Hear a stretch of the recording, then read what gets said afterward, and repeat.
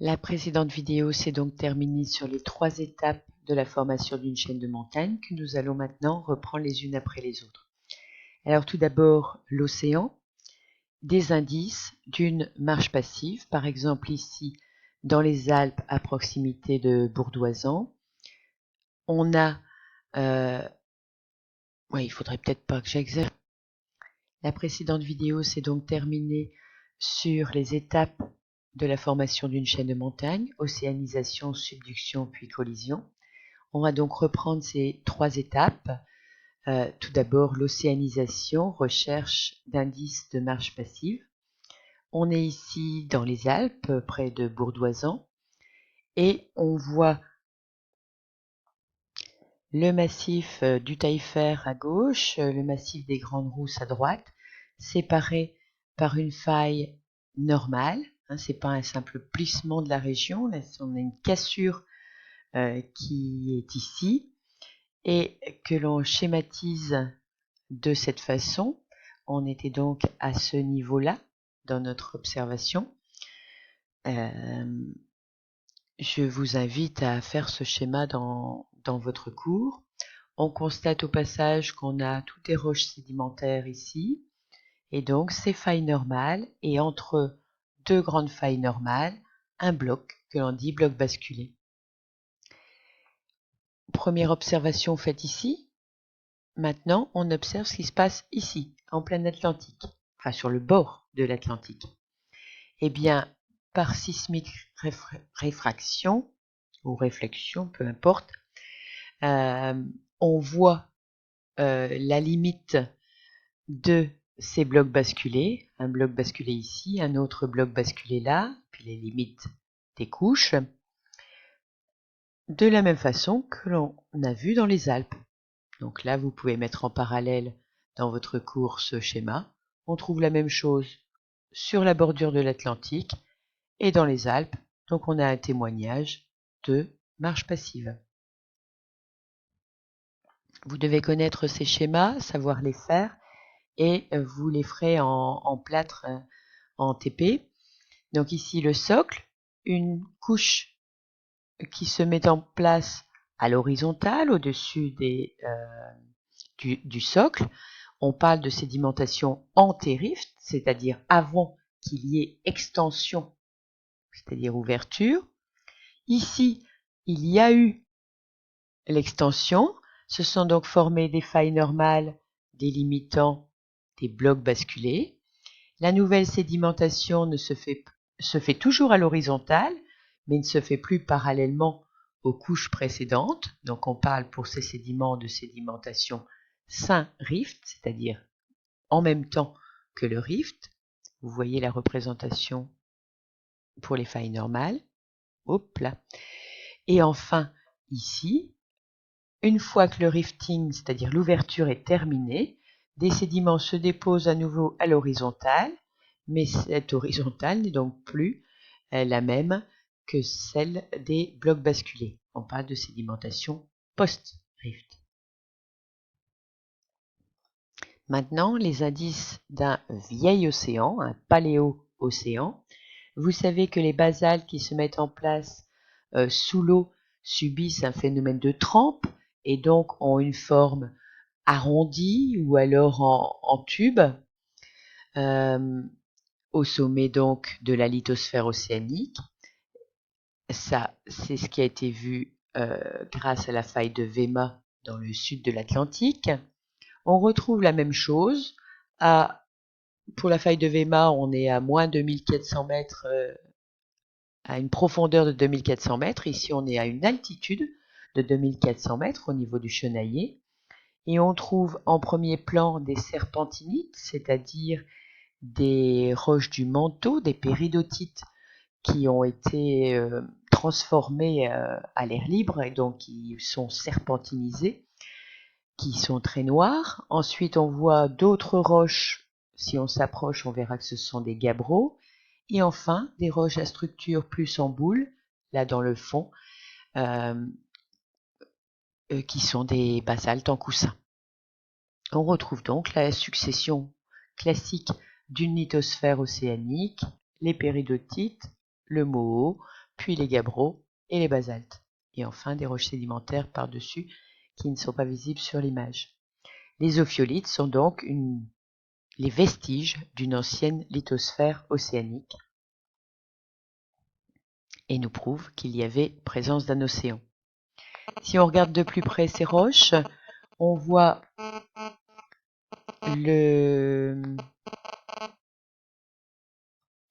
la péridotite, le gabbro, les basaltes en coussin. Attention, les échelles sont différentes. Ici, on regarde comme si on regardait un échantillon au niveau de la falaise.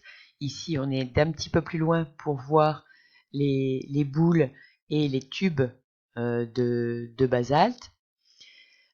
Ces trois roches sont donc les roches typiques de la lithosphère océanique et on peut les comparer aux compositions chimiques des roches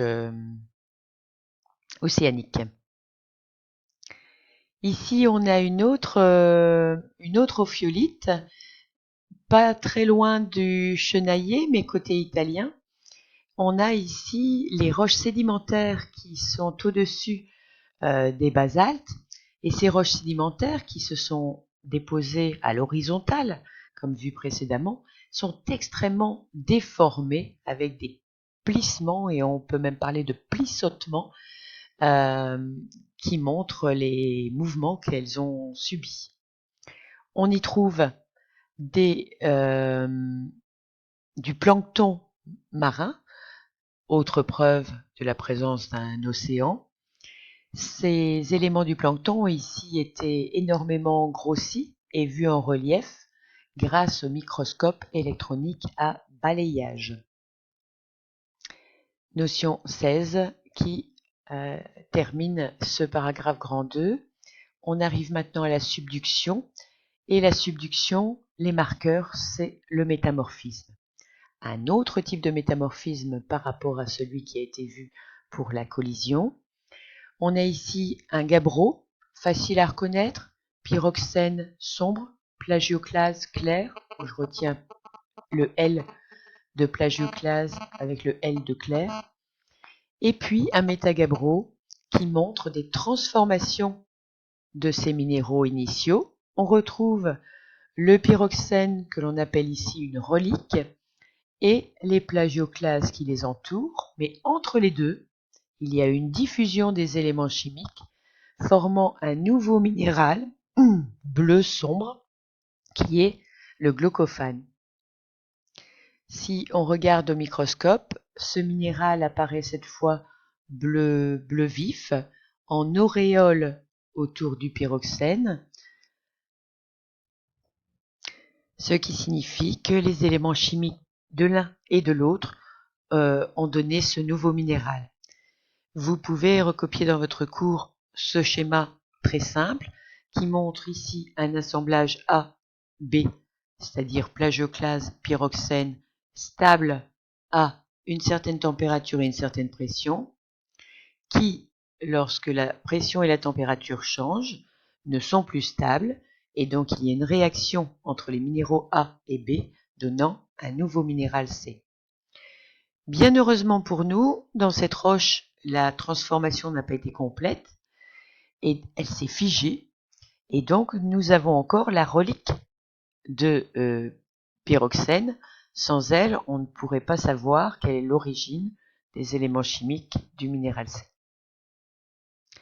Autre exemple ici, à partir d'un grès. Un grès, ce sont des grains de sable, donc des grains de quartz cimentés souvent par du calcaire. Eh bien, ces grains de quartz, soumis à une forte pression, se transforment seuls. Ce n'est plus une association de deux minéraux qui en donne à nouveau, mais c'est le quartz qui, en son centre, en son cœur, va se transformer en nouveau minéral qu'on appelle la cohésite. Alors tout cela, ça se base sur des études expérimentales au laboratoire où l'on fait varier la température et la pression. Et vous retrouvez ici la limite quartz-cohésite.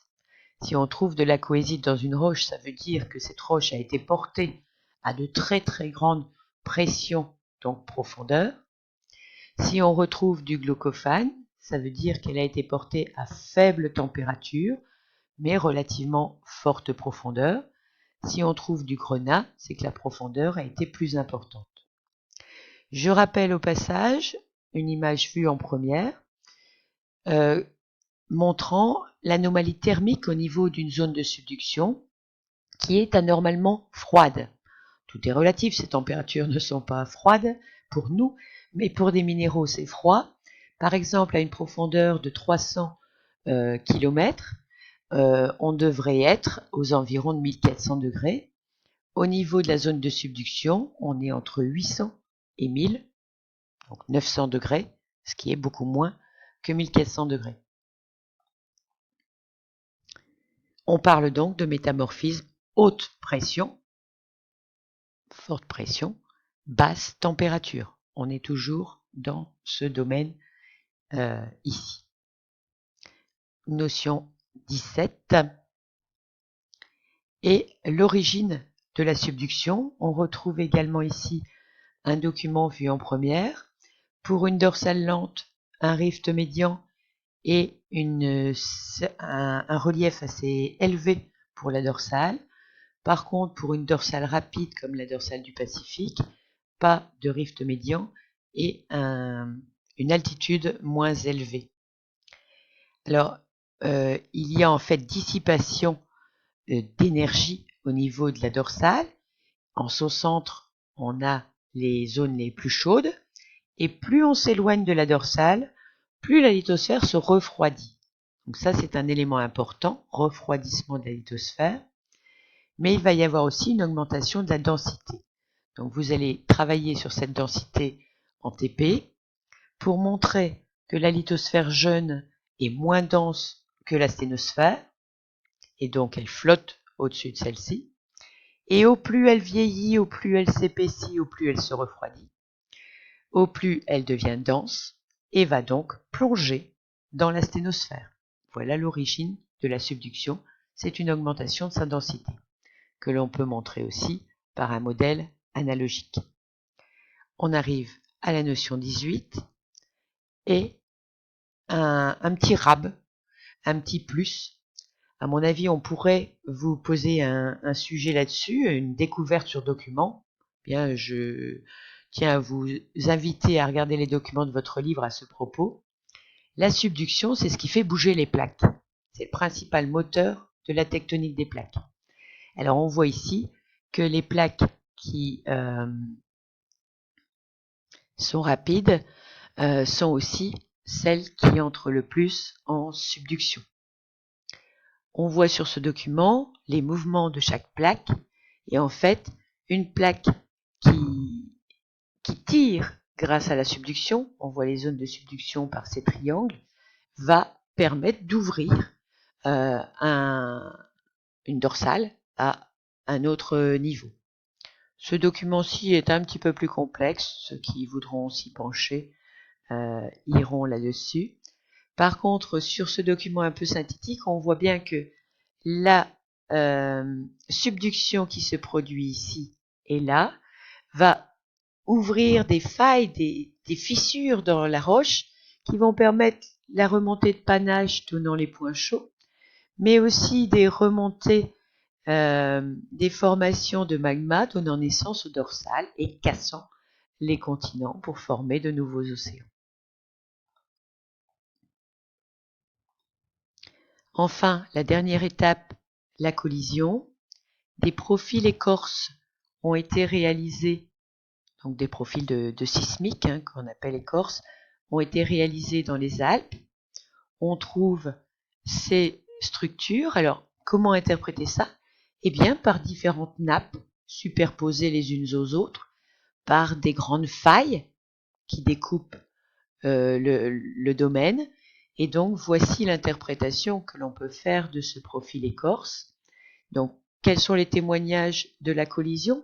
Eh bien, des nappes de charriage, des plissements, des failles inverses, un mot extrêmement profond, donc on parle de racines crustales. Ce sont les éléments qui prouvent la collision.